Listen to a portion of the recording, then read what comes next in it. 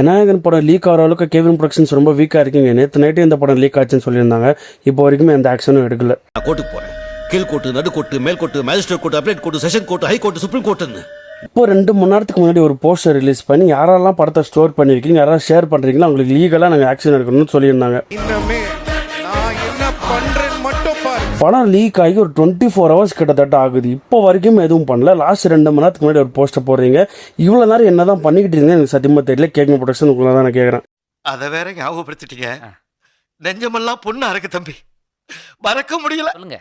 ஒன்று படம் சென்சாருக்கு போயிருக்கணும், அங்கே யாராவது ஆர்வ கோளாறு லீக் பண்ணி விட்டுருக்கணும். இல்லை சென்சார் பண்ணி முடிச்சுட்டு இந்த சீன்லாம் கட் பண்ணுங்கன்னு சொல்லியிருக்கணும். எடிட்டிங் டீம் வரும்போது அங்கே யாராவது ஆர்வ கோளாறு கட் பண்ணி தூக்கிட்டு இங்கே ரிலீஸ் பண்ணியிருக்கணும். இந்த மாதிரி 2 விஷயத்தில் ஏதாவது ஒரு விஷயம் நடந்திருக்கணும் 100%. ஆனால் அது எங்கே நடந்திருக்கு, எது நடந்திருக்கு, யார் பண்ணியிருக்காங்க மட்டும்தான் தெரியல. யாருக்காவது தெரிஞ்சிச்சுன்னா கமெண்ட்ஸில் கமெண்ட் பண்ணுங்கள். இந்த விஷயத்துக்கு சீக்கிரமாகவே ஆக்ஷன் எடுத்து ஏதாவது ஃபுல் ஸ்டாப் வச்சிங்கன்னா நல்லாயிருக்கும். இல்லைனா நிறைய பேர்கிட்ட இந்த படம் ஆல்ரெடி போயிருச்சு, நீங்கள் ஆன்லைன்லேருந்து ரிமூவ் பண்ணிட்டீங்க ஓகே, ஆனால் நிறைய பேர்கிட்ட இன்னும் இருக்கும். அவங்க மைண்ட் செட் எப்படி இருக்குன்னு சொல்ல முடியாது. நீ பைத்தியக்காரனவே நினைச்சிருக்கிறல்ல நீ.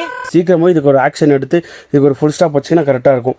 நீங்கள் இந்த வீடியோ பார்த்துருந்தீங்கன்னா உங்களுக்கு பிடிச்சிருந்துச்சுன்னா லைக், கமெண்ட், ஷேர் பண்ண மறக்காதீங்க. அடுத்த ஒரு இன்ட்ரெஸ்டிங்கான வீடியோ சந்திக்கலாம். பை ஃப்ரெண்ட்ஸ்கே கார்த்திக்.